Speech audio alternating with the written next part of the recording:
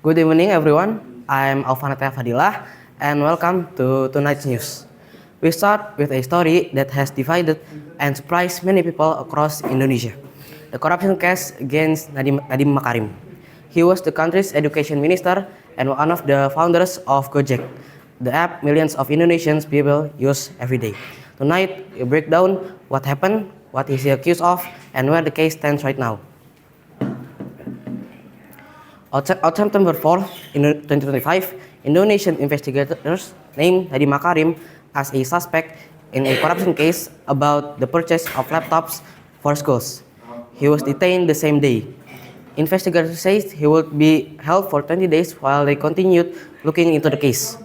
Before being taken to the detention house, Nadiem stopped to speak to the press and he said, "I did not do anything. God will protect me and the truth will come out." So, what exactly did the investigators say he did?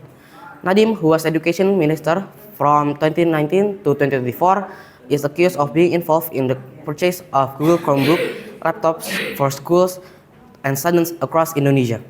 Investigators said that in 2021, he signed a decree requirements that only match the Chromebook, meaning the contract was basically already decided before any real bidding process. They also found that the Chromebook was chosen. Nadiem had met with people from Google Indonesia 6 times. Google Indonesia denied any wrongdoing and said it only sells to resellers, not directly into the government.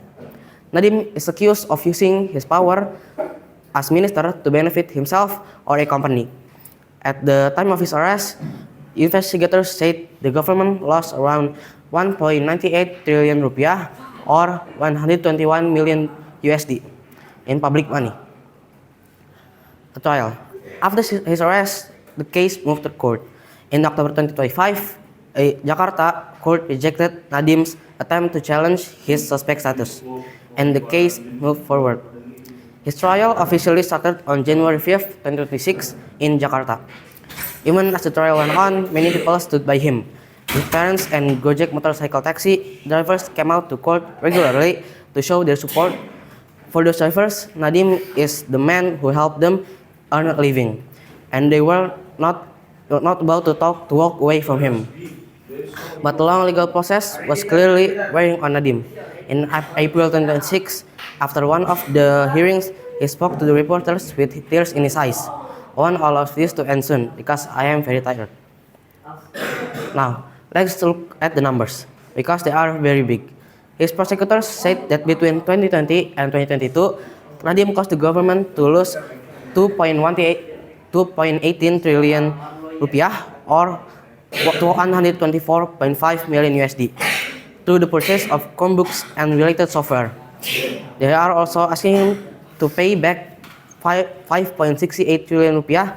If he cannot pay it, he would face 9 more years in prison on top of everything else. This is a man who once built one of the biggest tech companies in Southeast Asia. Now he is fighting to stay out of prison for most of the rest of his life. Latest news came just this week. On May 11, 2026, Nadiem was placed under house arrest after court decision connected to the ongoing corruption case. The court has not made its final decision yet. Nadiem still saying he did nothing wrong. Here is a quick look at how the story has unfolded. Arrested on September 4, 2025, and then court granted on October 2025. Trial started on January 5th, 2026, and then he broke down on court on April 14, 2026. 18-year sentence requested on May 13, 2026. Placed under house arrest on May 11, 2026, and alleged government losses around 2.18 trillion rupiah or 124.5 million dollars. Nadiem Makarim has denied all charges from the very beginning. The court's final verdict is expected in the coming weeks. On the whole country will be paying close attention. I'm Alfanataya Fadilah, and thank you for watching. Goodbye.